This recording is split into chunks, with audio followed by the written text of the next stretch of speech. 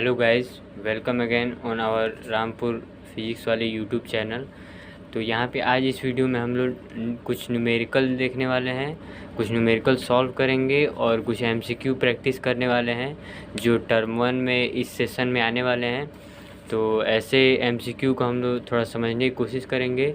जो टॉपिक जो मैंने पढ़ाया हुआ है वीडियो में, अगर वो चीज़ आप लोग नहीं देखे हैं तो वहाँ से ज़रूर देख कर आएँ। और कुछ चीज़ें जो है छूटी हुई हैं जो क्वेश्चन के माध्यम से ही हम लोग बता पाते हैं। तो क्वेश्चन यहाँ पे उस टाइप का लाया गया है। अब इसको जो है आप लोग देखेंगे और सॉल्व करने की कोशिश करेंगे। कुछ थ्योरेटिकल क्वेश्चन है जिसको हम लोग पढ़ के आंसर डायरेक्ट लगा सकते हैं। जैसे फर्स्ट क्वेश्चन दिया है कि इमेज फॉर्म बाय ये प्लेन मिरर इज़, तो ये हम लोग को पता है कि जो प्लेन मिरर इमेज का फॉर्मेशन करता है वो वर्चुअल एंड इरेक्ट इमेज का फॉर्मेशन होता है। तो हम लोग बी आंसर पे टिक कर सकते हैं। यहाँ तो रियल इरेक्ट दिया था, तो रियल इरेक्ट तो कभी एक साथ नहीं होता है, रियल इन्वर्टेड होता है, लेकिन प्लेन मिरर के केस में नहीं होता है, रियल इन्वर्टेड कॉनकेव मिरर के केस में होता है। ये ध्यान में रखेंगे। अब बढ़ते हैं अगले क्वेश्चन पे। तो सेकंड क्वेश्चन हमारा लिखा हुआ है an object which has higher refractive index is, मतलब किसी ऑब्जेक्ट का जो अगर रिफ्रैक्टिव इंडेक्स जो है हायर है, उसका मतलब क्या है कि अगर ऑब्जेक्ट का रिफ्रैक्टिव इंडेक्स हायर है, इसका मतलब क्या है, वो डेंसर होगा। ऑप्टिकली जो होगा वो क्या होगा, डेंसर होगा। और यहाँ देखिए जैसे ऑप्शन दिया ऑप्टिकली रेयरर, तो रेयरर तो होगा नहीं। जैसे रिफ्रैक्टिव इंडेक्स क्या बताता है कि लाइट कितना स्लोली जो है ट्रेवल कर रही है किसी मीडियम में, और डेंसर मीडियम का डिफिनीसन ही क्या है कि लाइट जिसमें स्लोली ट्रेवल करे। तो जो रिफ्रैक्टिव इंडेक्स होता है किसी भी ऑब्जेक्ट का या फिर मीडियम का, अगर वो ज़्यादा है, हायर है, तो वो क्या कहलाएगा, वो ऑप्टिकली डेंसर कहलाएगा। तो हम लोग बी ऑप्शन पे टिक कर लेते हैं।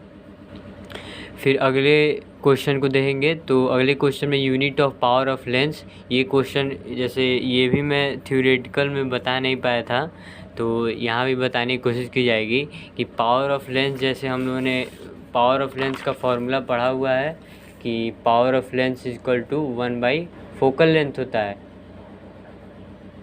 अब ये यूनिट पूछ रहा है, जैसे unit of power of lens, तो फोकल लेंथ हम लोग को पता है कि मीटर में होता है, और पावर का अगर यूनिट चाहिए तो इसको ऊपर लेके जाएंगे, 1 का कोई यूनिट होगा नहीं, तो ये अगर ऊपर जाएगा तो क्या हो जाएगा, मीटर इन्वर्स, मतलब पावर का जो यूनिट है मीटर इन्वर्स होगा।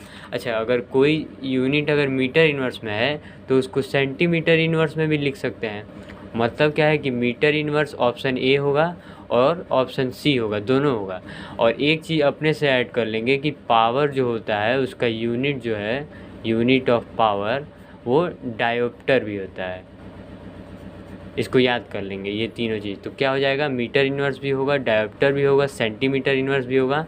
तो ऑप्शन डी हमारा ऑल ऑफ दिस करेक्ट हो जाएगा। ऑल ऑफ दिस, ये तीनों पॉइंट जो हैं, तीनों जो ये चूजिंग करना है, ये तीनों ऑप्शन सही है, तो इसीलिए ऑल ऑफ दिस हो जाएगा। फिर नेक्स्ट क्वेश्चन में देखते हैं। फोर्थ क्वेश्चन में radius of curvature of a mirror is 20 centimetre, it's focal length is. अच्छा, रेडियस ऑफ कर्वेचर जैसे दिया हुआ है, रेडियस ऑफ कर्वेचर कि 20 सेंटीमीटर होता है, और फोकल लेंथ पूछ रहा है, और ये मिरर का दिया है जैसे radius of curvature of mirror. तो आप लोग को पता होगा कि जो हमारा पोल होता था यहाँ पे, ये मिरर होता था हमारा, ये पोल होता था। तो सेंटर ऑफ कर्वेचर से और इसके बीच की दूरी को रेडियस ऑफ कर्वेचर बोलते हैं। और हम लोग को पता है कि सेंटर ऑफ कर्वेचर और पोल के बीच में एक मिड पॉइंट पे एक पॉइंट होता है जिसको फोकस बोलते हैं। तो ये फोकल लेंथ ही निकालना है। क्या पूछ रहा है, इट्स फोकल लेंथ निकालना है यहाँ पे, इट्स फोकल लेंथ। तो यहाँ पे देखिए रेडियस ऑफ कर्वेचर, यानी अगर ये टोटल डिस्टेंस दिया है और हम लोग को ये चीज़ पता है कि इस टोटल डिस्टेंस का ये जो डिस्टेंस है वो आधा है, तो यहाँ से फोकल लेंथ हम लोग कैसे निकाल सकते हैं कि r/2 कर सकते हैं।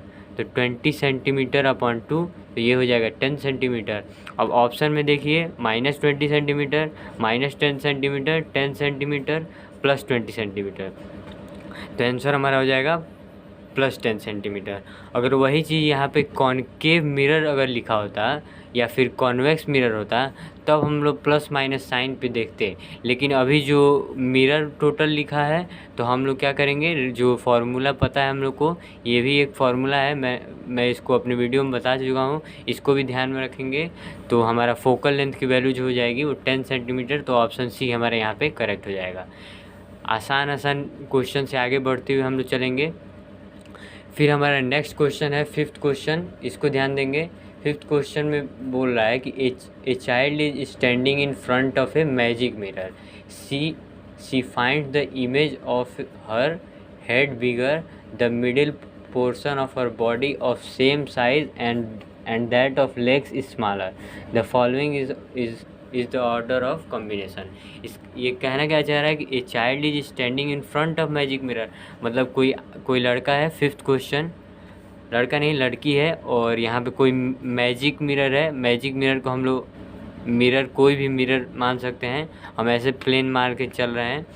तो होगा क्या कि ए चाइल्ड इज स्टैंडिंग, मतलब यहाँ पे कोई लड़का खड़ा है, सॉरी यहाँ लड़की है, सी लिखा है तो फिर लिखा है कि see find the image of her head bigger, मतलब अगर ये उसका जो है ऑब्जेक्ट का जो साइज और यहाँ जो है उसका हेड होगा ऊपर, तो इसमें लिखा क्या है कि see find the image of her head bigger, मतलब इमेज उसका क्या हो रहा है, जो हेड, मान लीजिए हेड का साइज अगर ऐसा है तो हेड का साइज मिरर में देखने पे कैसा हो जा रहा है, बड़ा हो जा रहा है, तो इसको बड़ा बना ले रहे हैं। फिर क्या लिख रहा है कि the middle portion of her body of same size, मतलब जो ये मिडिल पोर्शन होगा इसके बॉडी का वो सेम साइज का है, इसको हम लोग ऐसे बना लेते हैं ये चीज़। फिर देखिए फिर क्या लिखा है, and that of legs smaller, मतलब अगर पैर जो है इतना साइज़ का था तो पैर इसका और छोटा हो गया, इतना मान लेते हैं ये साइज। मतलब क्या है कि जो ऊपर वाला हेड था मिरर में देखने के बाद वो बड़ा हो जा रहा है, बीच वाला पोर्शन था वो सेम साइज़ का रह जा रहा है। फिर जो नीचे वाला जो पोर्शन है, लेग्स हैं इसके, जो ये लेग्स हैं वो क्या हो जा रहा है, वो और छोटा हो जा रहा है, मतलब पहले जो साइज़ था उससे छोटा साइज़ हो जा रहा है। तो अब हम लोग को बताना है कि ये जो तीनों कंडीशन आया है कि पहले हेड था तो हेड बड़ा हो जा रहा है, फिर सेम साइज़ का रह रहा है, फिर छोटा हो जा रहा है, तो ये आखिर मिरर कौन कौन से हैं। देखिए यही ऑप्शन में दिया है कि पहला जो मिरर है वो प्लेन है, फिर कॉन्वेक्स है, कॉनकेव है, यही सारे ऑप्शन है। तो अब हम लोग समझने की कोशिश करेंगे कि कौन सा मिरर होगा। अच्छा, एक चीज़ हम लोग पढ़े हैं कि अगर प्लेन मिरर होता है, प्लेन मिरर, तो प्लेन मिरर में क्या जानते हैं कि जो ऑब्जेक्ट का साइज़ होता है, ये तो प्लेन मिरर नहीं है, ये हम लोग मैजिक मिरर मान के चल रहे हैं। अब ये मैजिक मिरर किसके कॉम्बिनेशन से बना है ये हम लोग पता करना है यहाँ पे। तो हम लोग जानते हैं अगर प्लेन मिरर होता है तो ऑब्जेक्ट का जो साइज़ होता है वही साइज़ जो है मिरर के अंदर भी दिखता है। और यहाँ पे हम लोग देख सकते हैं कि बीच का जो इसका बॉडी का जो पोर्शन है वो सेम साइज़ का है। तो ये जो मिडिल पोर्शन होगा वो कैसा होगा, वो प्लेन मिरर का बना हुआ होगा, क्योंकि जो यहाँ पे ऑब्जेक्ट का जो साइज़ है मिडिल पोर्शन का वही साइज़ यहाँ पे भी रह रहा है, तो इसका मतलब क्या है कि बीच वाला जो मिरर है वो प्लेन मिरर होगा। अच्छा, हम लोग अब ऑप्शन से थोड़ा एलिमिनेशन का भी ध्यान रखना है कि हम लोग एलिमिनेट कर दें ऑप्शन को, मतलब कोई 2-3 ऑप्शन जो होगा उसमें से एलिमिनेट कर देंगे तो जो बचेगा वही हमारा आंसर होगा। तो जैसे बीच वाला मिरर जो होगा वो प्लेन मिरर होगा, तो अब देखेंगे कि बीच में कहाँ प्लेन मिरर है, यहाँ पे प्लेन मिरर बीच में नहीं दिया है तो ये क्या हो जाएगा, ये ऑप्शन गलत हो जाएगा। यहाँ पे प्लेन मिरर नहीं दिया है तो ये भी ऑप्शन गलत हो जाएगा। लेकिन यहाँ दोनों पे जो है बीच में जो है प्लेन मिरर है, इसका मतलब क्या है कि इन्हीं दोनों के बीच में जो है हमारा ऑप्शन हो सकता है। अच्छा, अब देखना है कि कॉनकेव और कॉन्वेक्स मिरर कब होगा। अच्छा, कॉन्वेक्स मिरर हम लोग जानते हैं कि कॉन्वेक्स मिरर किसी भी ऑब्जेक्ट का जो साइज़ होगा उसको हमेशा छोटा कर देगा, हमेशा छोटा कर देगा। डिमिनिश साइज का फॉर्मेशन होता है जो उसके दोनों केसेस होते हैं, कॉन्वेक्स मिरर के जो दोनों केसेस होते हैं उसमें क्या होता है, डिमिनिश इमेज का फॉर्मेशन होता है। तो अब देखेंगे कि हेड है, हेड तो बड़ा हो जा रहा है, इसका मतलब क्या है कि ये कॉनकेव मिरर हो जाएगा। कॉन्वेक्स क्यों नहीं होगा, क्योंकि कॉन्वेक्स हम लोग को पता है कि जो साइज़ होता है ऑब्जेक्ट का उससे छोटा कर देता है।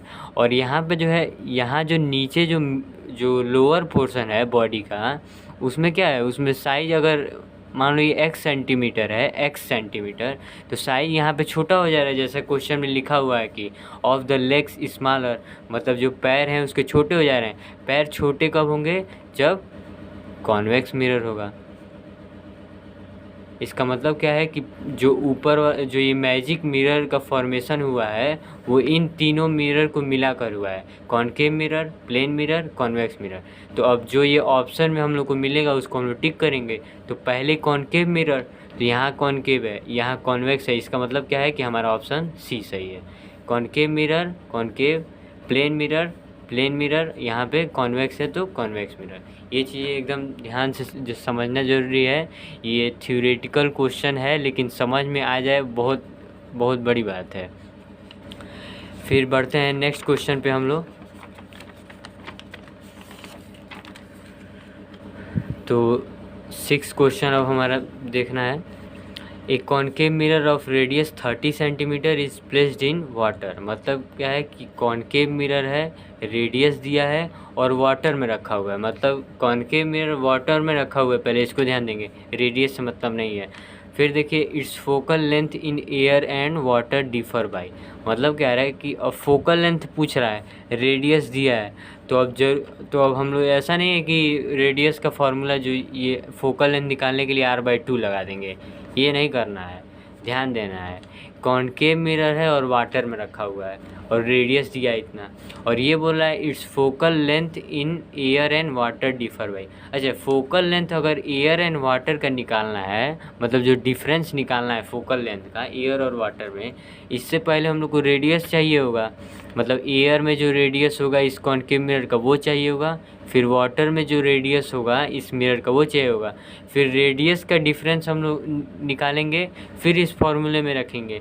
लेकिन एक चीज़ हम लोग को पता है कि जब मिरर का बात हो रहा है इसका मतलब क्या है कि रिफ्लेक्शन का बात हो रहा है, और रिफ्लेक्शन के बारे में जब भी बात होता है, पॉइंट कर लेंगे, रिफ्लेक्शन का केस होगा, इसका मतलब क्या है कि मीडियम का कोई बात नहीं होने वाला है, क्योंकि जिस मीडियम में जो है रे ऑफ लाइट जाएगी, इंसिडेंट करेगी, सेम मीडियम में रे ऑफ लाइट डायरेक्शन बदल के चली जाएगी। तो इससे क्या है, मीडियम के बारे में हम लोग को नहीं बात करना है। अब यहाँ पे जो है दूसरे मीडियम के बारे में बात कर रहा है, जैसे एयर दूसरा मीडियम, वाटर दूसरा मीडियम, मतलब 2 मीडियम के बारे में बात कर रहा है। लेकिन हम लोग को पता है कि रेडियस ऑफ कर्वेचर अगर मिरर दिया है तो मीडियम कोई भी चेंज करें, रेडियस ऑफ कर्वेचर या फोकल लेंथ चेंज नहीं होगा। तो चेंज नहीं हो तो क्या होगा, 0 सेंटीमीटर हो जाएगा। It's focal length in water and air क्या हो जाएगा, 0 सेंटीमीटर होगा। एयर में भी रेडियस ऑफ कर्वेचर सेम रहेगा और वाटर में भी सेम रहेगा। तो जब एयर में सेम है, वाटर में सेम है, तो रेडियस ऑफ कर्वेचर का जो डिफरेंस निकालेंगे वो 0 आएगा। और अगर 0 आएगा तो वैल्यू पुट करेंगे तो क्या हो जाएगा, फोकल लेंथ 0 हो जाएगा। तो यही चीज़ है, तो इसका आंसर हो जाएगा ऑप्शन डी। बढ़ते हैं नेक्स्ट क्वेश्चन पे। तो 7th क्वेश्चन अब ध्यान देंगे हम लोग। 7th क्वेश्चन में दिया है कि a ray of light enters from medium A to B as shown in figure, the refractive index of medium B with respect to A will be. मतलब कह रहा है कि ये मीडियम ए है और ये मीडियम बी है, और रे ऑफ लाइट इंसिडेंट हम लोग कराए हैं। अब पता है रिफ्रैक्शन होगा, यहाँ पे ये सरफेस पॉलिश नहीं है तो क्या होगा, ये रिफ्रैक्शन होगा। अब रिफ्रैक्शन हो रहा है और दिख रहा है कि ये लाइट की टेंडेंसी तो होनी चाहिए कि ये सीधे ऐसे ट्रेवल कर जाती है, लेकिन ये टूवर्ड्स द नॉर्मल मुड़ गई है। जब अंदर मुड़ गई है तो टूवर्ड्स द नॉर्मल। अच्छा, ये केस हम लोग कब पढ़ते हैं, जब ये रेयर मीडियम होता है और ऊपर वाला मीडियम डेंसर मीडियम होगा। तो यहाँ से हम लोग मीडियम का ही पता कर सकते हैं कि पता है कि रेयर मीडियम में अगर रे ऑफ लाइट इंसिडेंट कर रही हैं तो जब डेंसर मीडियम में जाती हैं तो नॉर्मल के तरफ मुड़ जाती हैं। तो इसी से हम लोग को ये पता लग गया।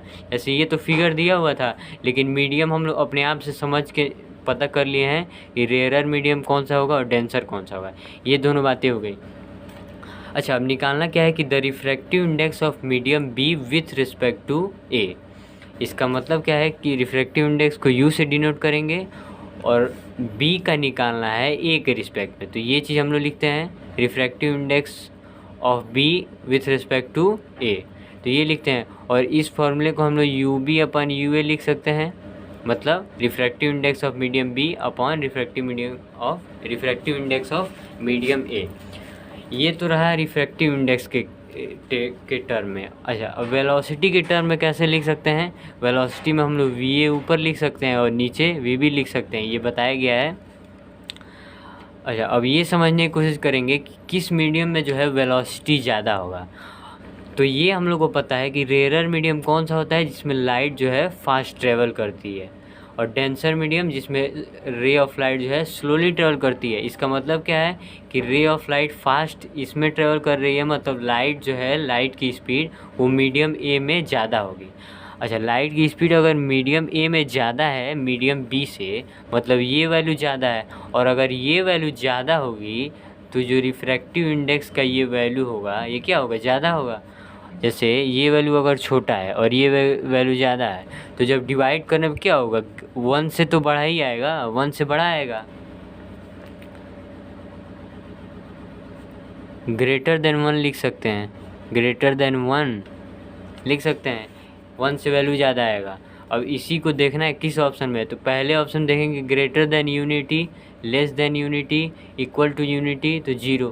तो ये क्या होगा, ग्रेटर देन 1, ये यूनिटी का मतलब जो होता है 1 होता है, तो इसको आप लोग ध्यान रखेंगे। तो ग्रेटर देन 1, तो ऑप्शन ए पे हम लोग टिक कर सकते हैं। तो ऐसे क्वेश्चन को जो है, अगर हम लोग को थ्योरी अगर हम लोग को पता है तो हम लोग थ्योरेटिकल क्वेश्चन तो लगा सकते हैं, लेकिन न्यूमेरिकल के लिए अब जब बताएंगे तब समझ में आएगा। ये चीज़ हो गई। अच्छा,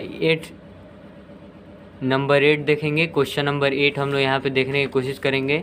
तो क्वेश्चन नंबर 8 में क्या है कि the laws of refraction hold good for, मतलब लॉ ऑफ रिफ्लेक्शन का बात कर रहा है, और ये बोल रहा है होल्ड गुड फॉर, मतलब लॉ ऑफ रिफ्रैक्शन किस मिरर में लगता है यही बताना है। तो प्लेन मिरर में लगता है, ये हम लोग पढ़ चुके हैं। कॉनकेव मिरर में भी होता है, कॉन्वेक्स मिरर में भी होता है, ये तीनों में होता है। लेकिन हम लोग को एक चीज़ ध्यान रखना है, ये क्वेश्चन हम लाए क्यों हैं, क्योंकि बताने के लिए कि लॉ ऑफ रिफ्रैक्शन होने के लिए हमको सरफेस कैसा है इससे मतलब नहीं है। जैसे सरफेस तो ये है कि ओपेक सरफेस होना चाहिए, लेकिन ओपेक सरफेस के साथ जैसे दो टाइप के सरफेस होते हैं, एक होते हैं रेगुलर, एक होते हैं इरेगुलर। तो रेगुलर सरफेस पे भी लॉ ऑफ रिफ्रैक्शन काम करता है और इरेगुलर सरफेस पे भी काम करता है। और रेगुलर और इरेगुलर सरफेस का मतलब क्या है, रेगुलर सरफेस मतलब जो लॉ ऑफ रिफ्रैक्शन जब हम पढ़ाए थे तो ये एकदम पॉलिश सरफेस, स्मूथ सरफेस बनाए थे जो एकदम फ्लैट हो। इस टाइप के सरफेस को रेगुलर सरफेस बोलते हैं, जो फ्लैट सरफेस हो। ठीक है, इसको लिख लेंगे आप लोग। अच्छा, इरेगुलर सरफेस कैसा होगा, तो इरेगुलर सरफेस मतलब ऐसे टेढ़ा मेढ़ा सरफेस जो होते हैं उसको इरेगुलर सरफेस बोल सकते हैं। ये चीज़ हो गई ऐसे ही। तो लॉ ऑफ रिफ्लेक्शन इस पे भी वैलिड है। ये लॉ ऑफ रिफ्लेक्शन हमारा इंसिडेंट रे और रिफ्लेक्टेड रे, और अगर इस सरफेस पे देखें तो भी लॉ ऑफ रिफ्रैक्शन वैलिड है।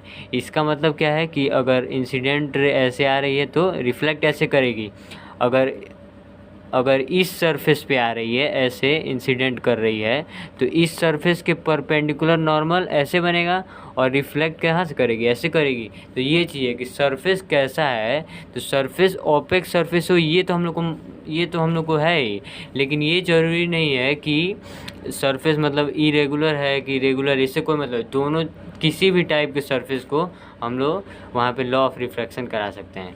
तो अब ये तीनों हम लोग ऑप्शन देखे ही थे कि प्लेन मिरर में हो सकता है, कॉनकेव में भी हो सकता है, कॉन्वेक्स में भी हो सकता है, और ऑप्शन डी में दिया है all mirrors irrespective of their shape. तो ये ऑप्शन हमारा सही होगा, क्योंकि बताए हैं कि सरफेस से कोई मतलब नहीं है, चाहे फ्लैट सरफेस हो, रेगुलर हो या इरेगुलर हो, यही चीज़ है। ये मिरर के केस में लिखा है, तो all mirror irrespective of their shape, मतलब कोई भी मिरर होगा कैसा भी शेप होगा, law of reflection always valid, ये चीज़ ध्यान रखना है। नेक्स्ट क्वेश्चन पे चलते हैं, क्वेश्चन नंबर 9। तो इसमें क्या लिखा है, when object move closer to convex lens, ध्यान रखेंगे कॉन्वेक्स लेंस बोल रहा है, image form by it shift, अच्छा ऑप्शन दिया है away from lens towards the lens, first towards and then away from the lens, first away and then towards the lens. इसका मतलब क्या है कि हम लोग पहले कॉन्वेक्स लेंस के बारे में देखेंगे। कॉन्वेक्स लेंस में हम लोग क्या पढ़े हैं, ये क्वेश्चन नंबर 9 है। कॉन्वेक्स लेंस 6 केसेस हम लोग पढ़े हैं उसमें। 6 केसेस में जो है 5 केसेस में जो रियल एंड इन्वर्टेड इमेज का फॉर्मेशन होता है। अच्छा, 6 केस में क्या होता है, वर्चुअल एंड इरेक्ट इमेज का फॉर्मेशन होता है। और इसमें क्वेश्चन क्या पूछ रहा है कि when object moves closer to convex lens, मतलब ऑब्जेक्ट को हम लोग कहाँ रखते थे, पहले इन्फिनिटी पे रखते थे, फिर उसके बाद बियॉन्ड सेंटर ऑफ कर्वेचर लाते थे। मतलब क्या है कि लेंस के करीब हम लोग लेकर जाते थे ऑब्जेक्ट को, तो इमेज फॉर्म बाय इट सिर्फ, तो इमेज का जो फॉर्मेशन होता था वो कैसा होता था, तो वो अगर लेंस के पास लेकर जा रहे हैं ऑब्जेक्ट को, तो इमेज का फॉर्मेशन कहाँ होता था, लेंस से दूर होता था। तो यहाँ क्या लिखेंगे, क्या ऑप्शन होगा, अवे फ्रॉम लेंस, हम लोग आंसर को टिक कर सकते हैं। तो ये चीज़ ध्यान रखेंगे। और अगर यहाँ कॉनकेव लेंस लिखा होता तो क्या होता, कॉनकेव लेंस में भी हम लोग ऑब्जेक्ट को क्लोज लाते हैं। एक तो इन्फिनिटी पे होता है, 2 ही केस होता है कॉनकेव लेंस में, एक इन्फिनिटी वाला और एक इन्फिनिटी और ऑप्टिकल सेंटर के बीच में अगर लेंस का केस है तो इन दोनों केस में क्या होता था कि अगर ऑब्जेक्ट को लेकर आ रहे हैं पास, लेंस के पास ला रहे हैं, तो जो इमेज का फॉर्मेशन होता था वो पहले केस में तो फोकस पे बनता था, दूसरे केस में फोकस और ऑप्टिकल सेंटर के बीच में बनता था। तो ये चीज़ है कि तो एक फोकस पे बना, एक फोकस पे और एक उससे बगल में, तो क्या हो रहा है, ये तो टूवर्ड्स द लेंस आ रहा है। तो अगर कॉनकेव लेंस होता तो हम लोग ऑप्शन बी टिक लगाते, लेकिन कॉन्वेक्स लेंस है तो ये अवे फ्रॉम लेंस होगा। इस क्वेश्चन से हम लोग 2 क्वेश्चन समझ लिए, तो बहुत बढ़िया बात है। अब 10th क्वेश्चन देखते हैं। Magnifying power of a convex lens is, option A है always greater than 1, option B always less than 1, always equal to 1, can have any value. ठीक है, ये चीज़ समझना है। अब मैग्नीफाइंग पावर कॉनकेव लेंस के बारे में बोला है। अच्छा, कॉनकेव लेंस में अभी मैं बता रहा था वही चीज़, कॉनकेव लेंस में 2 केसेस होते हैं। अच्छा, हम लोग को ये पता है कि दोनों केस में जो है डिमिनिश्ड इमेज का फॉर्मेशन होता है। डिमिनिश्ड कहने का मतलब, अगर पहले केस को ध्यान में रखें तो अगर ऑब्जेक्ट का साइज ऐसा है तो फोकस पे इमेज कैसा बनता था, पॉइंट साइज का बनता था, पॉइंट साइज को हाईली डिमिनिश्ड बोलते थे। सेकंड केस में अगर ऑब्जेक्ट का हाइट ये है तो कैसा इमेज का फॉर्मेशन होता था, छोटा सा इमेज, तो वहाँ भी डिमिनिश्ड। मतलब दोनों केस में जो है मैग्नीफिकेशन कैसे निकालते हैं, HI/HO। दोनों केस में इमेज का जो हाइट है वो ऑब्जेक्ट के हाइट से छोटा है, मतलब ऊपर वाली वैल्यू छोटी है और नीचे वाली वैल्यू बड़ी है। तो जब डिवाइड करेंगे तो क्या होगा, लेस देन 1 होगा हमेशा, तो ऑलवेज लेस देन 1, ये चीज़ हो गई। तो हमारे 10 क्वेश्चन पूरे कंप्लीट हो चुके हैं। अब नेक्स्ट पेज पे बढ़ते हैं। टोटल 13 क्वेश्चन तो MCQ में है और फिर न्यूमेरिकल जो है 6 क्वेश्चन लेकर आए हैं, उसको हम लोग सॉल्व करेंगे इसी वीडियो में। तो बढ़ते हैं अगले क्वेश्चन पे। तो हमारा नेक्स्ट क्वेश्चन है 11th क्वेश्चन। इसमें लिखा है विच mirror can produce a virtual erect and magnified image of an object. ध्यान रखेंगे, ये बोल रहा है, 1 मिनट,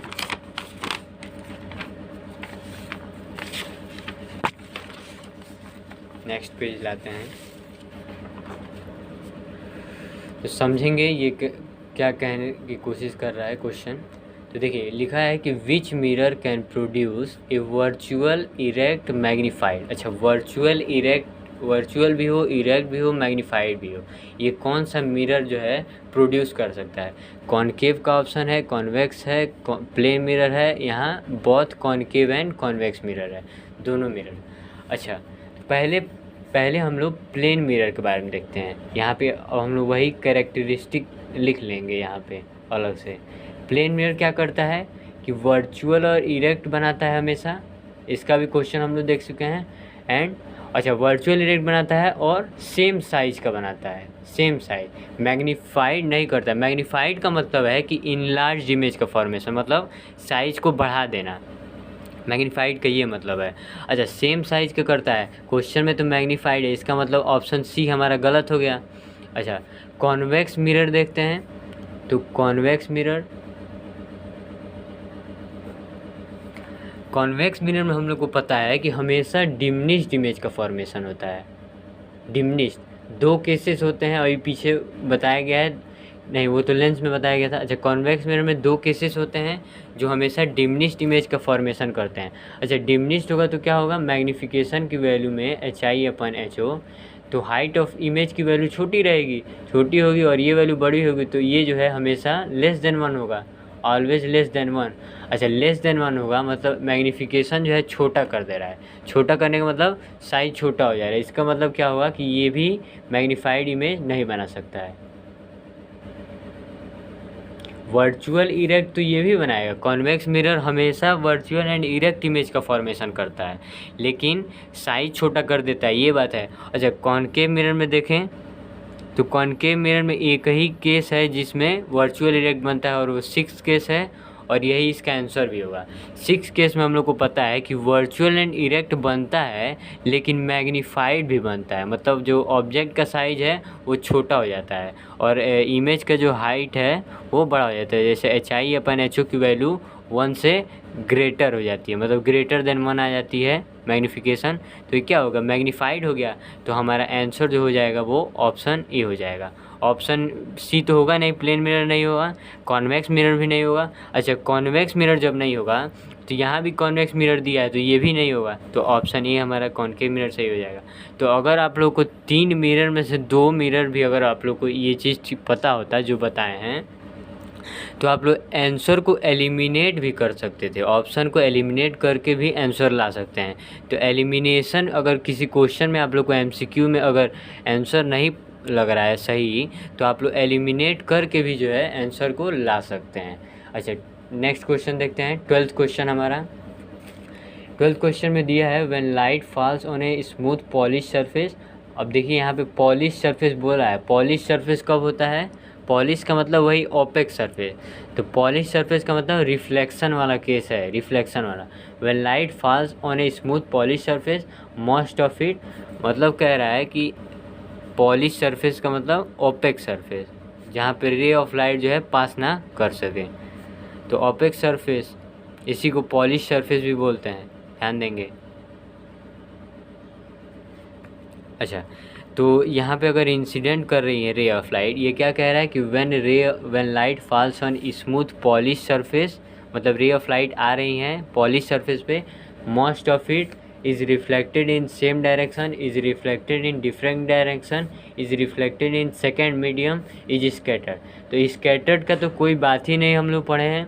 और देखिए यहाँ पे दिया is reflected into second medium. अच्छा, सेकेंड मीडियम में अगर रे ऑफ लाइट जो है ट्रेवल कब करती, जब ये सरफेस पॉलिश नहीं होता, तो ये भी ऑप्शन हमारा रॉन्ग हो गया।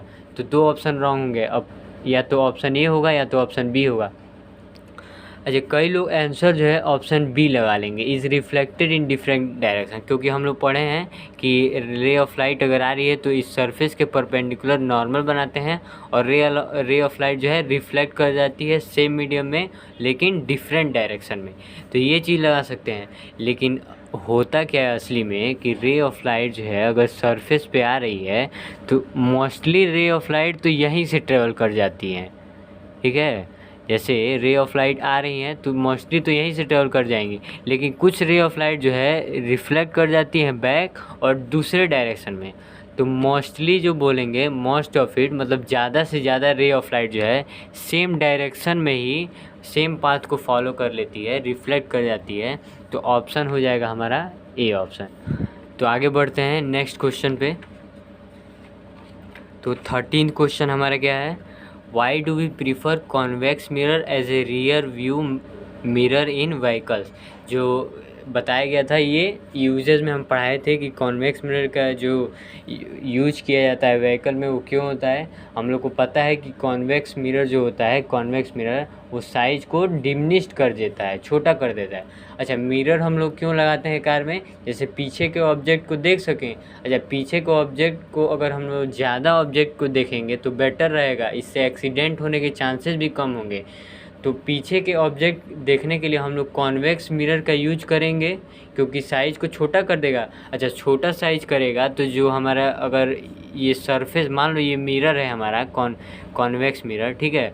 अगर कॉन्वेक्स मिरर है तो साइज़ अगर मान लो ऑब्जेक्ट का छोटा कर दे रहा है तो हम लोग क्या देख सकते हैं, हम लोग ज़्यादा ऑब्जेक्ट को पास में देख सकते हैं मिरर से, इससे एक्सीडेंट होने की चांसेस कम है। अच्छा, ज़्यादा कब देख सकते हैं, जब इसका जो रेंज होगा वो ज़्यादा होगा, जो रेंज ऑफ व्यू होगा इसका ज़्यादा होगा, तो ऑप्शन बी पे टिक लगा सकते हैं। तो ये हो गया।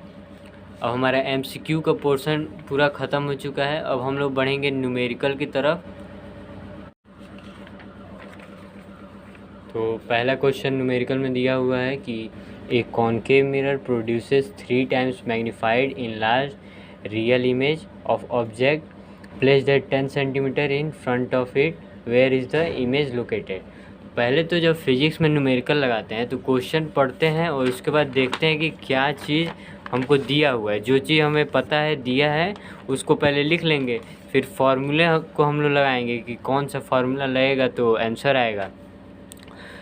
तो ये देखिए, इसमें कॉनकेव मिरर पहले दिया हुआ है, इसका मतलब ये मिरर है, मतलब मिरर का फार्मूला लगाएंगे तो मिरर के जितने भी फार्मूले हम लोग को पता है उस सबको लिख लेना है। जैसे हम लोग को ये फार्मूला हम लोग को मिरर का पता है, मिरर फार्मूला। मैग्नीफिकेशन से रिलेटेड हम लोग को पता है, ये दोनों फार्मूला जो है मिरर के हैं, मिरर फार्मूला मतलब मिरर से रिलेटेड ये दोनों फार्मूले हैं। ये तो मिरर फार्मूला होगा और ये मैग्नीफिकेशन का फार्मूला है। इन्हीं दोनों का यूज करके सारे क्वेश्चन में जो है हम लोग को सॉल्व करना है न्यूमेरिकल। अब देखिए, अब ध्यान देना है कि u का वैल्यू कौन सा होगा, v का वैल्यू क्या होगा, साइन कैसे रखना, ये सब बताया गया है। पिछले वीडियो में भी मैग्नीफिकेशन में मैंने ये सारी बातें बताई हैं कि मैग्नीफिकेशन पॉजिटिव होगा तो कौन सा मिरर होगा, निगेटिव होगा तो कौन सा मिरर होगा, नेचर के बारे में बता दिया है। तो उसी बातों को ध्यान में रखते हुए न्यूमेरिकल में भी देखेंगे। तो पहले तो कॉनकेव मिरर दिया है, उसके बाद क्या बोला है, प्रोड्यूसेस 3 टाइम्स मैग्नीफाइड। अच्छा, मैग्नीफाइड जब यूज कर दे वर्ड, इसका मतलब क्या है कि मैग्नीफिकेशन से कुछ रिलेट कर रहा है।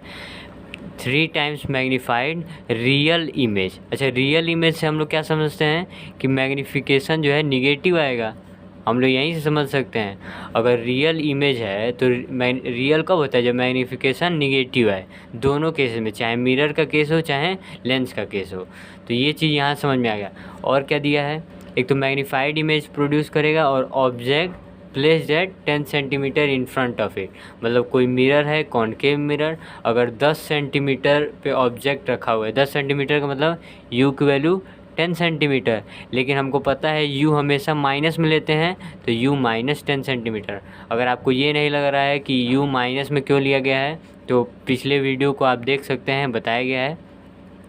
अब हमको u का वैल्यू दे दिया है। अच्छा, ये जो 3 टाइम्स मैग्नीफाइड दिया है इसका क्या मतलब है, आप ध्यान से समझेंगे कि एक concave mirror produces 3 times magnified real image of object. मतलब अगर ऑब्जेक्ट का हाइट जो है HO, अगर हम लोग h मान ले रहे हैं तो इमेज का हाइट का क्या हो जाएगा, 3 टाइम्स दिया है, 3 टाइम्स मैग्नीफाइड मतलब 3 गुना जो है मैग्नीफाई कर दे रहा है इमेज का साइज ऑब्जेक्ट के साइज से। तो अगर ऑब्जेक्ट का साइज जो है h है तो ये क्या होगा, इमेज का साइज क्या होगा, 3h हो जाएगा। अच्छा, एक और चीज़ देखेंगे, यहाँ पे रियल इमेज लिखा है तो रियल इमेज का मतलब क्या हो जाएगा, माइनस हो जाएगा। रियल लिख रहे हैं तो माइनस क्यों लिख रहे हैं हाइट में, रियल इमेज का फॉर्मेशन तभी होगा जब इन्वर्टेड होगा, और इन्वर्टेड उल्टा होने का मतलब क्या है कि प्रिंसिपल एक्सिस के नीचे बनेगा, और प्रिंसिपल एक्सिस के नीचे बनेगा तो हम लोग हाइट को क्या लेंगे, प्रिंसिपल एक्सिस के नीचे वाले हाइट को निगेटिव में लेते हैं। तो ये चीज़ हो गया। अब HO दे दिया, HI दे दिया, तो यहाँ से मैग्नीफिकेशन में ये वैल्यू पुट करके हम लोग मैग्नीफिकेशन निकाल लेते हैं। तो मैग्नीफिकेशन क्या हो जाएगा, ये HI का वैल्यू यहाँ रखेंगे तो -3h, और नीचे हमारा HO का वैल्यू मतलब h दिया है तो h, अब h से h कैंसिल हो गया तो m का वैल्यू आ गया -3। अच्छा, अब यहाँ से मैग्नीफिकेशन आ गया। मैग्नीफिकेशन निगेटिव हम पहले ही बता दिए थे, रियल दिया है तो मैग्नीफिकेशन निगेटिव हो गया और निगेटिव आया भी है। अच्छा, एक चीज़ और देख सकते हैं कि अब क्वेश्चन क्या पूछ रहा है कि where is the image located. Image located मतलब कि v का वैल्यू पूछ रहा है, इमेज लोकेटेड या फिर इमेज डिस्टेंस। यही चीज़ है ना। तो v का वैल्यू पूछ रहा है। अच्छा v का वैल्यू कैसे निकल सकता है, अगर मैग्नीफिकेशन हम लोग को पता हो और u का वैल्यू अगर पता हो तो इन दोनों फार्मूले को इक्वल करके v का वैल्यू निकाल सकते हैं। और u का वैल्यू हम लोग को इसीलिए दिया है, और इस केस से हम लोग मैग्नीफिकेशन निकाल चुके हैं। तो u आ गया और मैग्नीफिकेशन आ गया, तो v निकाल लेते हैं। तो मैग्नीफिकेशन इक्वल टू -v/u हो जाएगा फार्मूला। अच्छा मैग्नीफिकेशन की वैल्यू -3 और ये -v/u, तो माइनस लिखेंगे ऊपर, और v तो निकालना है, और u की वैल्यू जो है यहाँ पे -10 सेंटीमीटर है, तो -10 सेंटीमीटर लिख लेते हैं। अब -v इक्वल टू क्या हो जाएगा, -3 इंटू -10, ये डिवाइड में है, इस साइड ले जाएंगे तो मल्टीप्लाई, और माइनस माइनस जब मल्टीप्लाई होंगे तो प्लस हो जाएंगे, प्लस होंगे तो क्या हो जाएगा 3 इंटू 10 30, और 30 क्या लिखेंगे 30 सेंटीमीटर। जैसे ये सेंटीमीटर, ये दोनों क्या है, ये तो मैग्नीफिकेशन का कोई डायमेंशन नहीं है, ये 10 सेंटीमीटर है, इधर जाएगा तो 30 सेंटीमीटर। अच्छा और v इधर निगेटिव है, अब इधर लेते आएंगे तो v का वैल्यू -30 सेंटीमीटर। इसका मतलब क्या है कि v का वैल्यू जो है -30 सेंटीमीटर है। अच्छा इससे क्या हम लोग समझ सकते हैं कि v का वैल्यू माइनस कब होता है, जब मिरर के लेफ़्ट साइड में जो इमेज का फॉर्मेशन हो जाए। इसका मतलब है कि मिरर के लेफ़्ट साइड में इमेज का फॉर्मेशन होगा, या इस केस में तो इसीलिए माइनस दिया है। तो हम ऑप्शन में देखेंगे कि क्या हो सकता है। तो ऑप्शन में दिया है 30 centimetre in front of mirror, मतलब मिरर है, मिरर के फ्रंट में 30 सेंटीमीटर के बीच की जो ये डिस्टेंस होगा, मान लीजिए ये डिस्टेंस अगर ये मिरर है हमारा और ये हमारा अगर ऑब्जेक्ट है तो 30 सेंटीमीटर का ये डिस्टेंस होगा। और जब लेफ़्ट साइड में इमेज होगा तो क्या होगा, हम लोग निगेटिव लेते हैं, तो इसीलिए हमारा ऑप्शन जो हो जाएगा ए हो जाएगा। और दूसरे ऑप्शन में यहाँ 15 सेंटीमीटर दिया है, यहाँ 25 सेंटीमीटर, यहाँ नॉन दिया है, तो कोई ऑप्शन नहीं होगा, तो ऑप्शन ए सही हो जाएगा। ये न्यूमेरिकल ध्यान से आप लोग समझेंगे, एनसीईआरटी का ही न्यूमेरिकल है, लेकिन बहुत ही कॉन्सेप्चुअल न्यूमेरिकल है। एनसीईआरटी के क्वेश्चन, जो क्वेश्चन जहाँ से मैं बता रहा हूँ, जैसे एनसीईआरटी के क्वेश्चन आप लोग ज़रूर लगाया करिए, और एनसीईआरटी एग्जाम्पलर जो होता है, एनसीईआरटी एग्जाम्पलर, उसके भी प्रॉब्लम को जो है आप लोग सॉल्व किया कीजिए। यही दोनों से जो है क्वेश्चन बहुत बार जो है हम लोग को बोर्ड में रिपीट हो जाते हैं, तो अगर ये आप लोग यहाँ से लगाएंगे तो अच्छे नंबर पा सकते हैं, तो ध्यान देने की बात है। तो अब बढ़ते हैं अगले क्वेश्चन पे, सेकंड क्वेश्चन पे। हमारे सेकंड क्वेश्चन में अब वही चीज़ है ना कि फिजिक्स में न्यूमेरिकल लगाना है, तो पहले क्वेश्चन पढ़ना है, देखेंगे क्या दिया है उसको लिखेंगे, फिर देखेंगे किस फार्मूले से यूज करना है।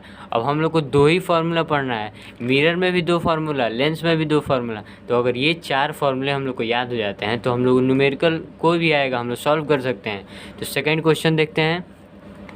सेकेंड क्वेश्चन में जैसे दिया है, एक convex lens forms a real and inverted image.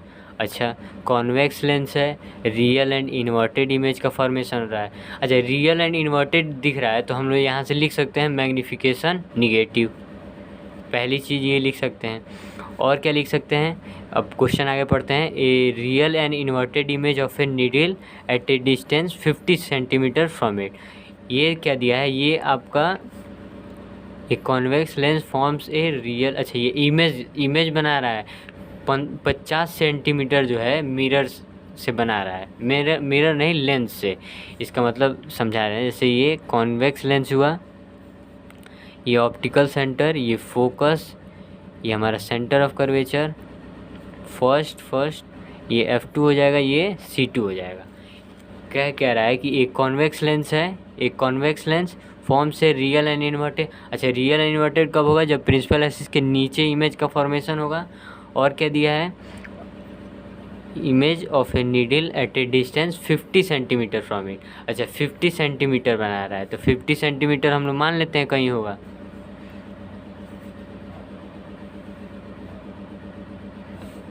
अच्छा नहीं, क्वेश्चन को आगे पढ़ेंगे तब समझ में आएगा। तो जैसे आगे क्या दिया है, where is the needle place in front of convex lens if the image is equal to size of object. मतलब HI का वैल्यू HO के बराबर हो जाए, साइज जो है इमेज का और ऑब्जेक्ट का साइज बराबर हो जाए। अच्छा इमेज और ऑब्जेक्ट का साइज हम लोग बराबर देखते हैं कॉन्वेक्स के केस में, जिसमें सेंटर ऑफ कर्वेचर पे ऑब्जेक्ट होता है। सेंटर ऑफ कर्वेचर पे ऑब्जेक्ट होता है, ऐसे प्रिंसिपल एक्सिस के पैरेलल ले जाते हैं, फिर यहाँ फोकस से चला जाता है, और एक जो है ऑप्टिकल सेंटर से लेके जाते हैं तो यहाँ पे कहीं इंटरसेक्ट करता है यहाँ पे, तो इन दोनों का जो है यहाँ पे इमेज का फॉर्मेशन हो जाता है, दो रे जहाँ पे इंटरसेक्ट कर रही हैं। तो अगर सेंटर ऑफ कर्वेचर पर रख रहे हैं तो ये दोनों साइड जो है बराबर होता है, यही चीज़ वही केस दिया है। तो अगर इमेज का फॉर्मेशन यहाँ पे हुआ है इसका, और क्वेश्चन में हम लोग को दिया हुआ है कि इमेज का जो डिस्टेंस है वो 50 सेंटीमीटर है, इसका मतलब क्या है कि ये जो डिस्टेंस है वो 50 सेंटीमीटर होगा। अच्छा, ये डिस्टेंस अगर 50 सेंटीमीटर होगा तो इस साइड से भी, ये तो सेंटर ऑफ कर्वेचर तक है, तो इसका भी सेंटर ऑफ कर्वेचर का डिस्टेंस कितना होगा, 50 सेंटीमीटर होगा। तो चीज़ अब क्या होगा, हम लोग ये दोनों तो समझ में आ गया कि हाँ इसका 50 सेंटीमीटर क्यों होगा, क्योंकि अगर सेंटर ऑफ कर्वेचर पर रख रहा है तो ये डिस्टेंस बराबर होता है किसके बराबर, तो ये अगले सेंटर ऑफ कर्वेचर के बीच का जो डिस्टेंस होता है ऑप्टिकल सेंटर और सेंटर ऑफ कर्वेचर के बीच का, तो ये जो दोनों डिस्टेंस है बराबर होगा, तो ये भी 50 और ये भी 50। ठीक है, तो ये तो समझ में आ गया। वेयर इज़ नीडल प्लेस, तो नीडल कहाँ पे रखेंगे, सेंटर ऑफ कर्वेचर पे, तो ये पहला क्वेश्चन का आंसर हो गया। अच्छा, also find the power of lens. अच्छा, पावर ऑफ लेंस पूछ रहा है, पहले तो ये जो वैल्यू दिया है इसको हम लोग लिख ले रहे हैं कि ये क्या है। अच्छा, ये तो ऑब्जेक्ट, अगर ऑब्जेक्ट का फॉर्मेशन हुआ है तो इस डिस्टेंस को क्या बोलते हैं, ऑब्जेक्ट नहीं, इमेज का फॉर्मेशन हुआ है तो इस डिस्टेंस को क्या बोलेंगे, इमेज का डिस्टेंस, और इमेज के डिस्टेंस को v से लिखते हैं।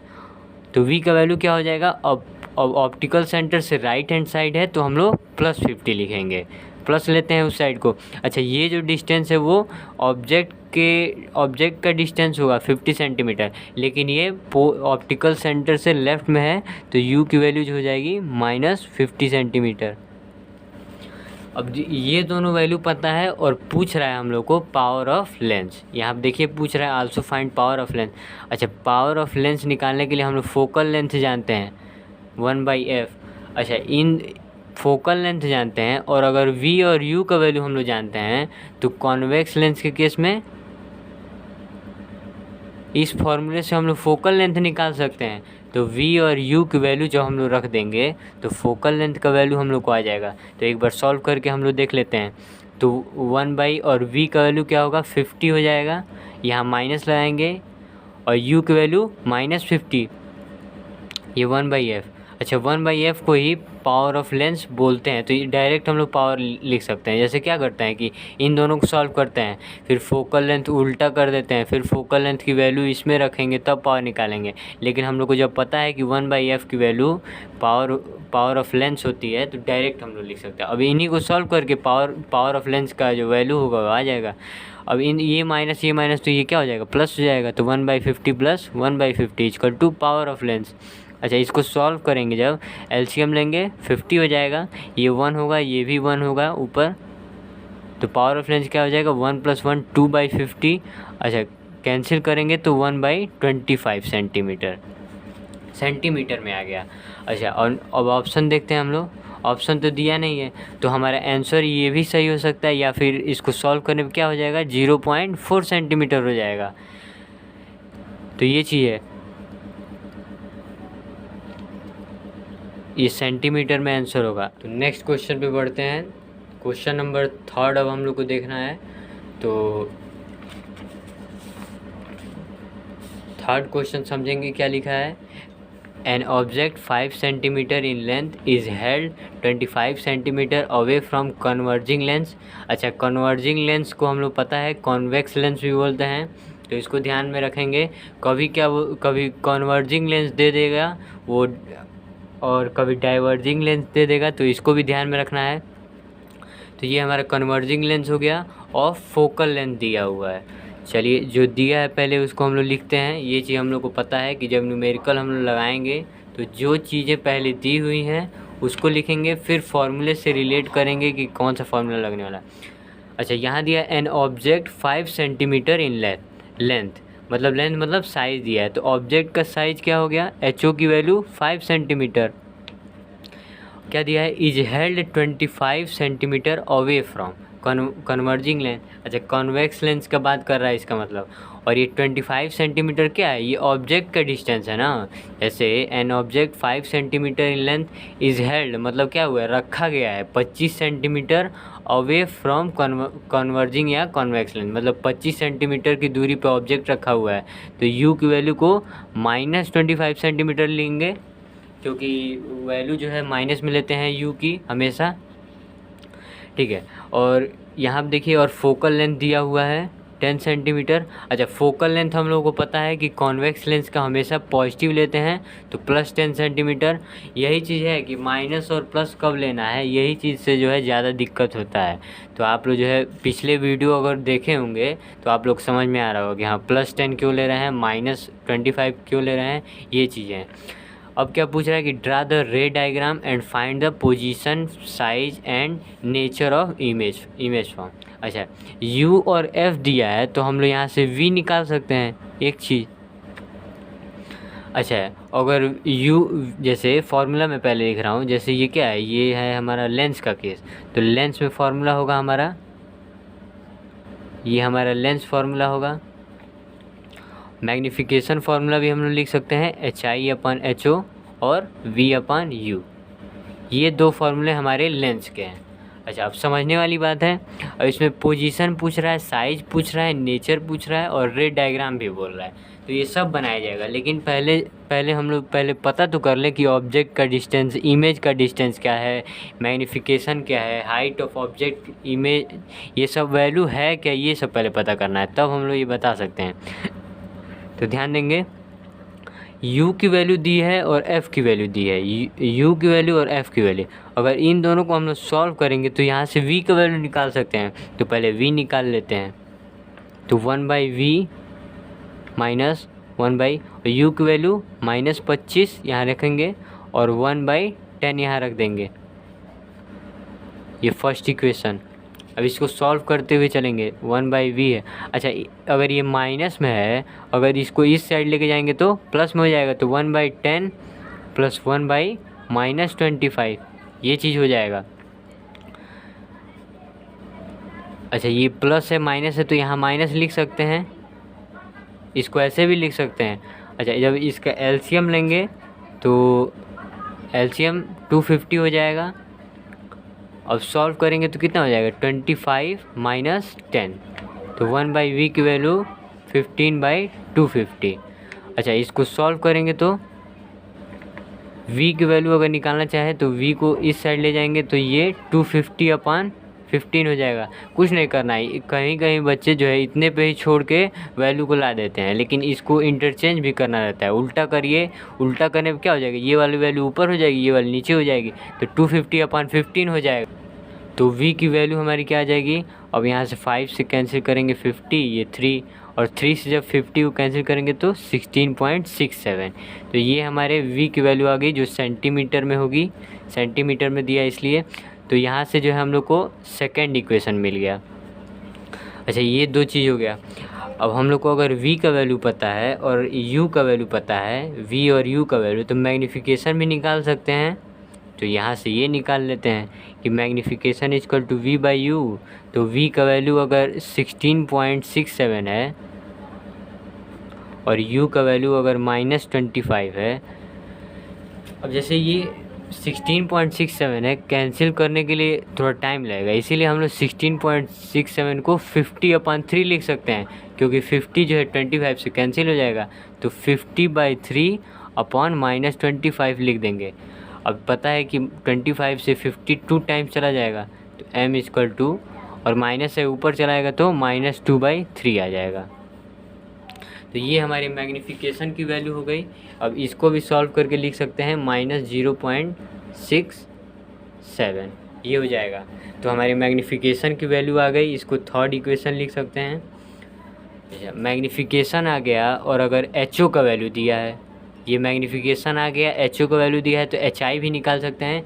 जैसे पोजीशन, साइज और रे डायग्राम हम लोग को बनाना है, तो हम लोग क्या क्या चाहिए, रे डायग्राम बनाने के लिए लेंस चाहिए, साइज चाहिए, फिर ऑब्जेक्ट डिस्टेंस चाहिए, तो ये सब चाहिए, इसीलिए हम लोग को ये सारा निकालना पड़ेगा।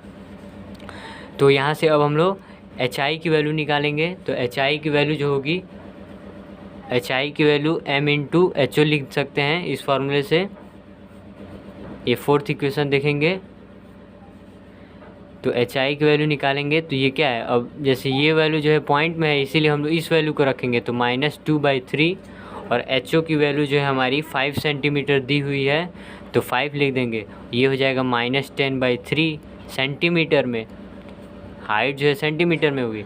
अब इस एच आई की वैल्यू को भी क्या कर सकते हैं, -3.33 सेंटीमीटर लिख सकते हैं।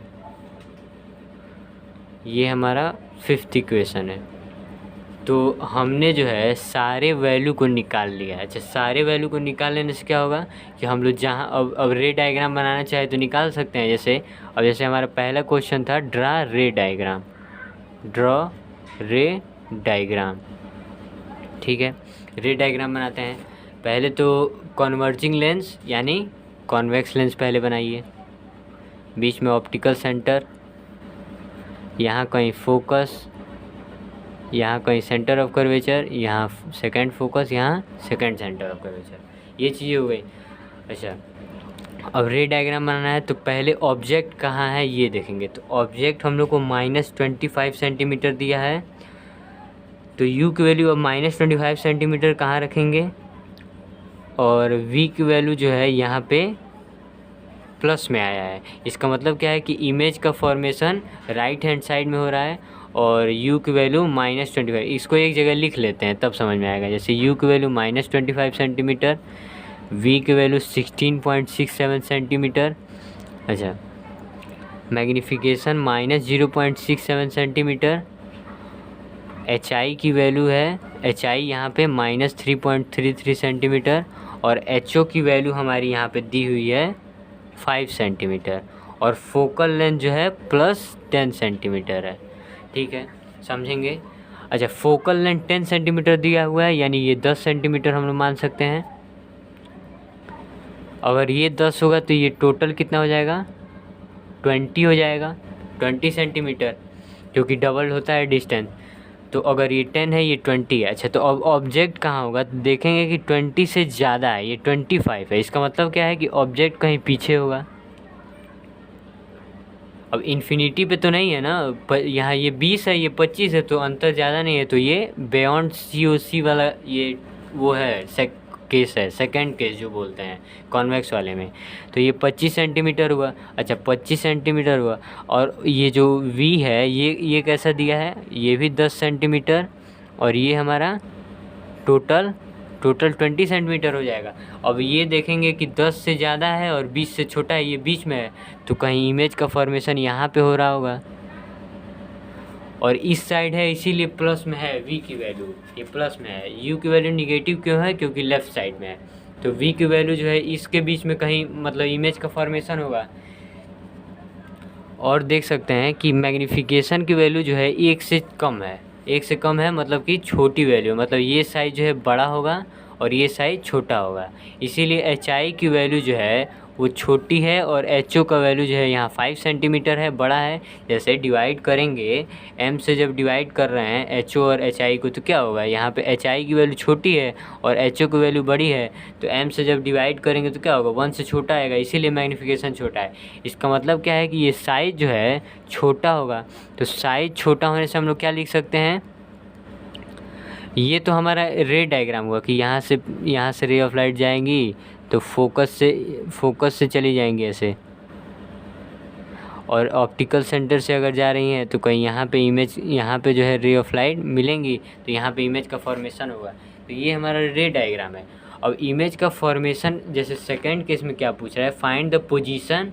तो पोजीशन मतलब इमेज का सॉरी, थोड़ा बीच में वीडियो रुक गया था। अब देखेंगे हम लोग कि रे डायग्राम तो समझ चुके हैं। अब हम लोग को जैसे पोजीशन बताना है, इसमें पोजीशन पहले यहाँ पे बताना है, फिर साइज बताना है, फिर नेचर बताना है। तो पोजीशन कहाँ पे बन रहा है, इमेज का फॉर्मेशन हो रहा है बिटवीन F2 एंड C2। ये C2 है, ये F2 है, इन दोनों के बीच में इमेज का फॉर्मेशन हुआ है, तो पोजीशन ये हमारा हो जाएगा। और हम बता रहे हैं कि एच आई का वैल्यू जो है, ये जो हाइट है ये छोटा वैल्यू है, ऑब्जेक्ट 5 सेंटीमीटर है और ये 3.3 सेंटीमीटर है। 3.33। तो ये क्या हुआ, ऑब्जेक्ट का साइज छोटा होगा, छोटा होने के लिए क्या लिखते हैं, डिमिनिश लिखते हैं। और इमेज का फॉर्मेशन हम लोग देख सकते हैं कि उल्टा हुआ है, उल्टा हुए से क्या होगा, इन्वर्टेड हो जाएगा। और रे ऑफ लाइट एक्चुअली मीट कर रही हैं तो यहाँ पे रियल हो जाएगा, तो रियल एंड इन्वर्टेड। यही क्वेश्चन था इसमें, यही समझने के लिए था कि पोजीशन और साइज और नेचर क्या होगा। तो ये चीज़ हम लोग समझ चुके हैं, बहुत ही इंपॉर्टेंट क्वेश्चन था, आप लोग समझेंगे। और हमारा नेक्स्ट क्वेश्चन है, फोर्थ क्वेश्चन देखते हैं। तो फोर्थ क्वेश्चन में एन ऑब्जेक्ट ऑफ साइज, और हम लोग जैसे क्या है इसमें, an object of size 7 centimetre है, तो हाइट ऑफ ऑब्जेक्ट क्या है 7 centimetre, is placed in front of concave mirror है, concave mirror of focal length 18 centimetre. और पता है कॉनकेव मिरर का है, मिरर में फोकल लेंथ क्या होता है, कॉनकेव मिरर में फोकल लेंथ माइनस में होता है, तो -18 सेंटीमीटर। अब ये क्या पूछा, eight what distance from the mirror should a screen B placed so that a sharp focused image can be obtain. इसका मतलब ये है कि, तो ये दोनों वैल्यू हमारा दिया हुआ है। और यहाँ पे देखिए, N object of size 7 centimetre is placed at 27 centimetre, मतलब u का वैल्यू जो है हमारा 27 सेंटीमीटर दिया हुआ है, तो u का वैल्यू माइनस में रखते हैं हमेशा। अब u और f हम लोग को पता है तो v निकाल सकते हैं फार्मूले से। मिरर है तो मिरर के लिए फार्मूला ये हम लोग यूज करते हैं, तो ये हमारा फार्मूला होगा। और एक मैग्नीफिकेशन का फार्मूला हमारा ये होता है -v/u। और हम लोग को निकालना क्या है, at what distance from the mirror should a screen B placed so that a sharp focused image can B obtained. मतलब स्क्रीन कहाँ पे रखें, यही चीज़ पता करना है। तो ये चीज़ हम लोग देख, तो इसमें v की वैल्यू ही हमारी क्या होगी, वो जो ये डिस्टेंस पूछ रहा है, at what distance from the mirror should a screen be place so that a sharp focused image can be obtain. तो v की वैल्यू यहाँ पे पूछ रहा है, ऑब्जेक्ट इमेज का जो डिस्टेंस है वो पूछ रहा है, इमेज का फॉर्मेशन जो होगा। तो u दिया है और f दिया है, तो इस फॉर्मूले से हम लोग पुट करके रखेंगे। तो v निकालना है और u की वैल्यू -27 दिया है और f की वैल्यू जो है -18 दिया हुआ है। अब इसको सॉल्व कैसे करेंगे, ये हो जाएगा -1/18, ये माइनस ऊपर चला जाता है, ये प्लस है इधर आएगा तो -1/- हो जाएगा। अब इसको ऐसे भी लिख सकते हैं, ये माइनस माइनस प्लस जाएगा, यहाँ माइनस होगा 1/v। अच्छा, 18 और 27 का जब एलसीएम लेंगे 54 आएगा, और ये हमारा -3 यहाँ हो जाएगा और ये +2 हो जाएगा। कैसे हो जाएगा, 18 से यहाँ 3 से डिवाइड करते हैं, पता ही है, फिर यहाँ मल्टीप्लाई कर लेते हैं, मतलब 18 को 54 से डिवाइड करेंगे 3 आएगा, 3 से यहाँ मल्टीप्लाई करेंगे तो -3, वही चीज़ इसमें भी करेंगे।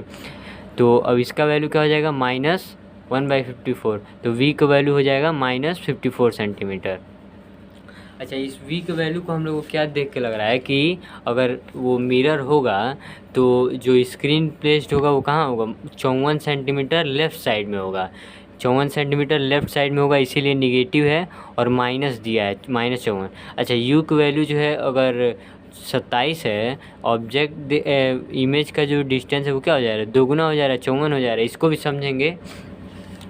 तो यहाँ से हम लोग क्या पता कर सकते हैं कि ऑब्जेक्ट जो इमेज का फॉर्मेशन होगा वो फ्रंट ऑफ मिरर होगा, फ्रंट ऑफ मिरर।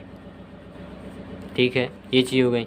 और निकालना क्या है, तो डिस्टेंस तो आ गया, और फाइंड द साइज पता करना है और नेचर पता करना है। तो पहले मैग्नीफिकेशन निकाल लेते हैं। मैग्नीफिकेशन का फॉर्मूला जैसे v और u, v तो यहाँ निकल गया, u यहाँ दिया ही है, तो मैग्नीफिकेशन निकालेंगे -v/u से, तो माइनस, और ये हो जाएगा v की वैल्यू -54 और u की वैल्यू क्या दी हुई है -27, ये माइनस कैंसिल, ये 2 टाइम्स, ये तो मैग्नीफिकेशन आ गया -2, मैग्नीफिकेशन -2। अच्छा, मैग्नीफिकेशन माइनस आने का मतलब रियल एंड इन्वर्टेड इमेज का फॉर्मेशन हुआ है, इस साइड बनेगा और उल्टा बनेगा प्रिंसिपल एक्सिस के नीचे, तो मैग्नीफिकेशन हो गया निगेटिव। अच्छा, और HI की वैल्यू और साइज़ कैसा होगा, तो यहाँ देखिए m की वैल्यू जब 1 से ग्रेटर है, जैसे एक बार साइज़ निकाल भी लेते हैं, तो साइज़ कैसे निकालेंगे, अगर मैग्नीफिकेशन हम लोग को मिल गया और HO का वैल्यू पता है तो साइज़ निकाल लेते हैं यहाँ इस फॉर्मूले से। तो m = HI/HO, मैग्नीफिकेशन -2 = HI का वैल्यू निकालना है और HO का वैल्यू यहाँ पे 7 सेंटीमीटर दिया हुआ है। तो इससे हम लोग क्या कर सकते हैं, HI = -2 × 7 सेंटीमीटर, तो एच आई की वैल्यू -14 सेंटीमीटर। इसका मतलब क्या है कि साइज़ जो है एच आई की वो डबल हो जा रही है। इसीलिए यहाँ पे भी जैसे हाइट क्या है, हाइट ऑब्जेक्ट का हाइट तो 7 सेंटीमीटर है, लेकिन एच आई मतलब इमेज की जो हाइट है वो 14 हो जा रही है, यानी डबल हो जा रही है। यही मैग्नीफिकेशन भी यही कहना चाह रहा है। तो साइज़ कैसा हो जाएगा, इनलार्ज हो जाएगा। तो क्या क्या निकालना है, ये साइज़ हो गया। यहाँ नेचर, रियल एंड इन्वर्टेड हम लोग कर चुके हैं, और डिस्टेंस जो पूछा था वो चीज़ हम लोग -54 सेंटीमीटर पे स्क्रीन रखते हैं। ये चीज़ें क्लियर हो गई। तो फोर्थ क्वेश्चन में यही था हमारे लिए। अब आप लोग भी देख रहे होंगे कि जो क्वेश्चन जैसे लगवाया जा रहा है, तो जैसे 2-3 वैल्यू दे दे रहा है और फॉर्मूले बेस्ड पे ही क्वेश्चन पूछ रहा है। बस माइनस और प्लस का साइन यूज कैसे करना है, इसी चीज़ को है जो है ध्यान में रखना है। अब नेक्स्ट क्वेश्चन पे हम लोग बढ़ते हैं, हमारा 5th क्वेश्चन। इसके बाद से जो है हमारा 6 क्वेश्चन रहेगा, वो लास्ट क्वेश्चन रहेगा। इतना क्वेश्चन जो कर लेगा फिर 4-5 क्वेश्चन अपने से प्रैक्टिस करेगा, तो आराम से उसको जो है न्यूमेरिकल जो होगा बोर्ड में आएगा वो सॉल्व कर सकता है। तो 5th क्वेश्चन देखते हैं। ए 10 millimetre long avail pin is placed vertically in front of concave mirror. ये क्या है, साइज़ दिया है 10 मिलीमीटर लॉन्ग यानी लेंथ दिया है, और ये किसका है, ऑब्जेक्ट का लेंथ है, तो एच ओ का वैल्यू 10 मिलीमीटर। ठीक है, एक चीज़ इस लाइन से पढ़ लिए, और एक कॉनकेव मिरर होगा ये पढ़ लिए। अच्छा, सेकंड में क्या दिया है कि ए 5 millimetre long image of the owl pin form, मतलब एच आई की वैल्यू क्या है, 5 मिलीमीटर है। ऐसे एच आई की वैल्यू क्या है, 5 मिलीमीटर लॉन्ग है, ये इमेज का फॉर्मेशन हुआ है, तो क्या हुआ, हाइट ऑफ ये इमेज है, तो एच आई की वैल्यू 5 मिलीमीटर। अच्छा, और क्या दिया है, इस formed at 30 centimetre in front of concave mirror. ये क्या है, इमेज का डिस्टेंस है। क्या बोल रहा है, जैसे इमेज का डिस्टेंस क्यों है, क्योंकि इमेज का फॉर्मेशन जैसे इमेज वाले में बोल रहा है, जैसे ये 5 millimetre long image of all pin is form, मतलब इमेज फॉर्म हुआ है at 30 centimetre front of mirror. अच्छा, फ्रंट ऑफ मिरर मतलब लेफ़्ट साइड में, तो जो होगा इसका माइनस में लगेगा। जब इस साइड लेते हैं लेफ़्ट में तो निगेटिव में होगा, तो -30 सेंटीमीटर वी की वैल्यू। अच्छा, निकालना क्या है, the focal length of this mirror, यानी एफ़ की वैल्यू को निकालना है। अच्छा, अब मिरर है, मिरर का जो भी फार्मूला होगा वो हम लोग यहाँ पे लिखेंगे। ये हमारा जो है मिरर फार्मूला,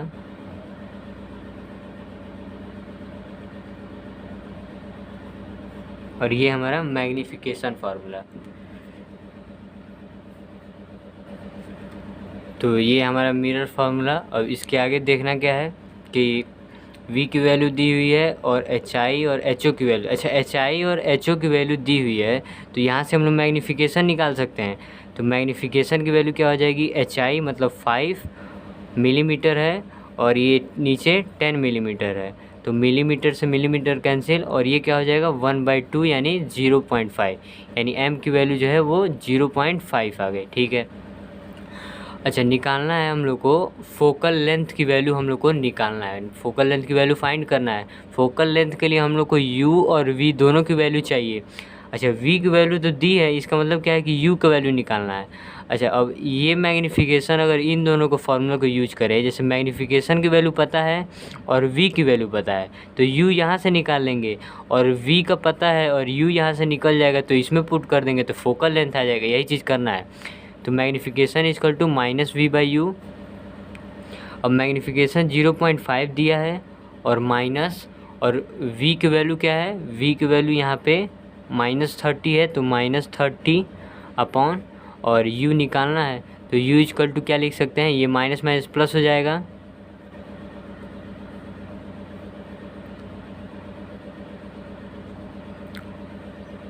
u इधर गया और ये मैग्नीफिकेशन नीचे। ठीक है, 30/0.5 प्लस है तो यहाँ लिख सकते हैं। जब 30 अगर नीचे 10 से मल्टीप्लाई कर दें, ऊपर भी 10 से मल्टीप्लाई कर दें, तो क्या हो जाएगा, ये पॉइंट यहाँ से कैंसिल हो जाएगा, और ये ऊपर 300/5 हो जाएगा। तो u की वैल्यू जो है हमारी 60 सेंटीमीटर आ गई। अच्छा, u की वैल्यू 60 आ गई। हम लोग को पता है कि u किस में लेते हैं, हमेशा निगेटिव में लेते हैं, तो u की वैल्यू हमारे यहाँ से -60 हो जाएगी। वैल्यू आ गया, और v की वैल्यू हम लोग को -30 पता है। इन दोनों वैल्यू को जब हम लोग पुट करेंगे, वैल्यू जब फॉर्मूले में 1/v plus 1/u equal to 1/f। इस फॉर्मूले में v की वैल्यू हम लोग को कितना दिया है, v का वैल्यू -30 और u का वैल्यू -60। तो इन दोनों को वैल्यू यहाँ v की वैल्यू -30 प्लस यहाँ पे -60, ये दोनों वैल्यू हो गए। अब इन दोनों को जब सॉल्व करेंगे 1/f इक्वल टू, इन दोनों का एलसीएम क्या होगा, तो 1800 एलसीएम होगा। और जब यहाँ से ये 60 -60 और ये हो जाएगा -30, इन इसको जब सॉल्व करेंगे -90/1800, ये कट जाएगा और ये 20 हो जाएगा। तो फोकल लेंथ ये क्या हो जाएगा, -1/20, तो फोकल लेंथ लिख सकते हैं -20 सेंटीमीटर। तो हमारा ऑप्शन कौन सा हो जाएगा, ऑप्शन हमारा बी ऑप्शन हो जाएगा, -20 सेंटीमीटर आंसर होगा। अब फोकल लेंथ माइनस होगा क्योंकि कॉनकेव मिरर है, कॉनकेव मिरर का फोकल लेंथ माइनस में होता है, तो ये चीज़ ध्यान रखेंगे। अब हम लोग लास्ट क्वेश्चन पे बढ़ते हैं इस वीडियो के, 6th क्वेश्चन पे। तो 6th क्वेश्चन बहुत ही आसान क्वेश्चन है, ध्यान देंगे आप लोग बस। इसमें दिया क्या है कि rays from sun converges at a point 15 centimetre in front of a concave mirror. मतलब हमारा अगर कॉनकेव मिरर है तो अगर मान लीजिए यहाँ पे सन है, ठीक है, सन से रेज अगर आ रही हैं, यहाँ कहीं फोकस होगा, यहाँ कहीं सेंटर ऑफ कर्वेचर होगा। क्या बोला है, rays from sun converges at a point 15 centimetre in front of concave mirror. अच्छा, कन्वर्ज कर रही हैं तो कन्वर्ज कहाँ पे होती हैं, फोकस पे होती हैं। और सन भी जो है एक तरह से इन्फिनाइट डिस्टेंस दूर है, इन्फिनिटी से हमेशा पैरेलल रे ऑफ लाइट आएंगी और पैरेलल आएंगी तो फोकस से ही जाएंगी, ये पता है। और कन्वर्ज भी कहाँ होती हैं, फोकस पे ही होती हैं। तो इसीलिए अगर इन्फिनिटी से पैरेलल लाइन जब प्रिंसिपल एक्सिस के आती हैं, क्या होता है, फोकस से जाती हैं। तो ये चीज़ें हो गई ये बात। और क्या दिया हुआ है कि एट पॉइंट 15 सेंटीमीटर कन्वर्ज कर रही हैं 15 centimetre in front of concave mirror, मतलब फोकल लेंथ दिया हुआ है 15 सेंटीमीटर, ये चीज़ है। तो इसीलिए क्वेश्चन को समझना सबसे ज़रूरी है। क्वेश्चन में क्या कह रहा है, रेज फ्रॉम सन, अगर सन से आ रही हैं रेज, कन्वर्ज कर रही हैं, तो कन्वर्ज कहाँ करेंगे, फोकस पे ही कन्वर्ज करेंगी। तो फोकस, तो कन्वर्ज कर रही हैं तो इसे हम लोग को ध्यान में क्या आना चाहिए, फोकस आना चाहिए। तो फोकस पे कन्वर्ज की और at a point 15 centimetre, at a point का मतलब क्या हुआ, फोकस, और फ्रंट ऑफ कॉनकेव मिरर मतलब फोकल लेंथ ये दिया हुआ है 15 सेंटीमीटर। वेयर शुड, अब क्वेश्चन पूछ रहा है क्या निकालना है, where should an object be placed so that size of its image is equal to size of object. अच्छा, साइज ऑफ इमेज जो है HI और HO की वैल्यू जो है बराबर कब हो। अच्छा, ये केस तो हम लोग पढ़े हैं कि कॉनकेव मिरर के थर्ड केस में ऐसे ऑब्जेक्ट तो पहले इन्फिनिटी पे रखते थे, फिर सेंटर ऑफ कर्वेचर के पीछे लाते थे, फिर जब सेंटर ऑफ कर्वेचर पे लाते थे तो ये रे ऑफ लाइट यहाँ से ऐसे आती थी और यहाँ से फोकस से हम लोग एक रे ऑफ लाइट यहाँ मिलाते थे। कहीं पे ये जो दो रे ऑफ लाइट है यहाँ मिलती थी तो सेम साइज का जो है इमेज का फॉर्मेशन सेंटर ऑफ कर्वेचर पे ही हो जाता था। तो वही चीज़ है कि where should an object be place, तो कहाँ पे रखना चाहिए, सेंटर ऑफ कर्वेचर पे रखना चाहिए। अच्छा, जब ऑब्जेक्ट अगर सेंटर ऑफ कर्वेचर पे होगा तो ये डिस्टेंस टोटल कितना होगा, हम लोग को इसीलिए ये फोकल लेंथ का वैल्यू दिया है। अगर ये 15 है तो ये भी 15 होगा और इन दोनों को जब ऐड कर लेंगे तो 30 centimetre, 15 centimetre plus 15 centimetre, total क्या हो जाएगा 13 सेंटीमीटर सेंटर ऑफ कर्वेचर। इसी को इन दोनों के बीच के जो पॉइंट होगा इसको क्या बोलेंगे, रेडियस ऑफ कर्वेचर। तो ये रेडियस क्या होगा 30 सेंटीमीटर। तो ऑप्शन में क्या दिया हुआ है, 15 centimetre in front of mirror, 30 centimetre in front of mirror. तो हमारा ऑप्शन क्या हो जाएगा, बी ऑप्शन सही हो जाएगा। तो आज के इस वीडियो में इतना ही रहने देते हैं। क्वेश्चन आप लोग को अगर अच्छा लगा होगा सॉल्व करके आप लोग ज़रूर लगाइएगा इसको। और इसी के साथ इस वीडियो को यहीं पे रोकते हैं। नेक्स्ट चैप्टर के लिए अगले वीडियो में हम लोग मिलेंगे। अब कोई भी प्रॉब्लम होगा तो आप लोग ज़रूर कमेंट बॉक्स में बताएंगे और शेयर ज़रूर करें, चैनल को ज़रूर सब्सक्राइब करिए। Thank you.